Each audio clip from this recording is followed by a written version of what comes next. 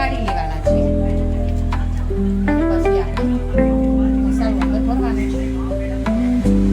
અત્યારે આપણે આમ મસાલામાં હળદરની મીઠું ભરી ગયા છે, જેના લીધે ચીકાશ દૂર થઈ જાય.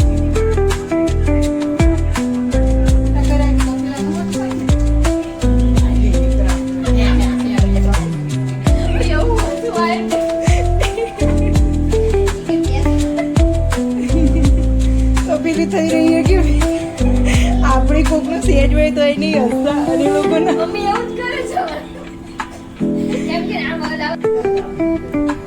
આપણે કાલે છે ને આપણે આમાં મીઠામાં અને હળદરમાં એડ કરેલા હતા, એ આજે મઠિયાત રાખી અને સવારમાં કાઢી અને પૂરા કરી નાખ્યા છે. હવે એમાં આપણે મસાલો ભરવાનો છે. એના માટે આ મસાલાનો આપણે દહીંના કુરિયા, મેથીના કુરિયા અને ધાણાના કુરિયા અને હિંગનો વઘાર કરી અને મસાલો આપણે આ તૈયાર કર્યો છે. એમાં ભરવાનો છે. પછી એને આપણે કેરીના કટકાઈ નાખવાના છે, એટલે ખટાશના લીધે અથાણું બગડી ના જાય અને સારું રહે.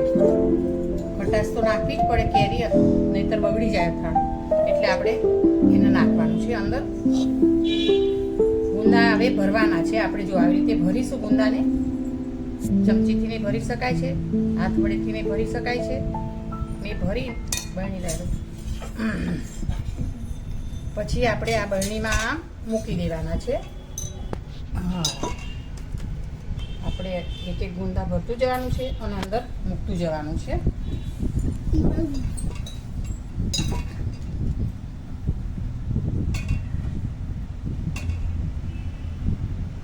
પછી અડધા ગુંદા આવી જાય બરણીમાં એટલે થોડા કેરીના કટકા ઉપર મૂકી દેવાના છે અને પછી બીજા ગુંદા ગોઠવવાના છે ભરેલા, અને એની ઉપર બીજા કટકા મૂકી અને પછી તેલ ગરમ કરીને રાખ્યું છે.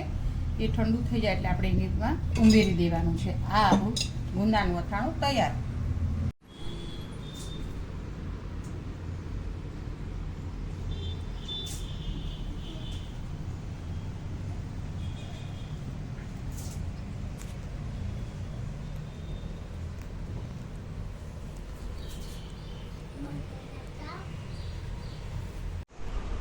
ચલો ફ્રેન્ડ, આપણે જે આજે અથાણાં ગુંદાનું અને કેરીનું બનાવેલું હતું એને આપણે અત્યારે તૈયાર કરી દીધું છે.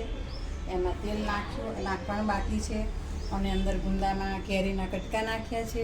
તમે છીણ કરી પણ નાખી શકો છો, બંને ચાલશે. છીણ વાળું હશે તો રસો થશે અને કટકા હશે તો એ વાંધો નહીં આવે. તમને જેવું ફાવે એવું કરજો. હવે આપણે તૈયાર થઈ ગયું છે. હવે આપણે અંદર આ તેલ ગરમ કરેલું હતું, હવે ઠંડુ કરી અને તેલ નાખીએ છીએ. જેટલા પ્રમાણમાં જોઈએ એટલા પ્રમાણમાં તેલ નાખવાનું છે. તેલ ધીમે ધીમે નીચે ઉતરી જશે અને આપણું ગુંદાનું અથાણું તૈયાર થઈ ગયું છે.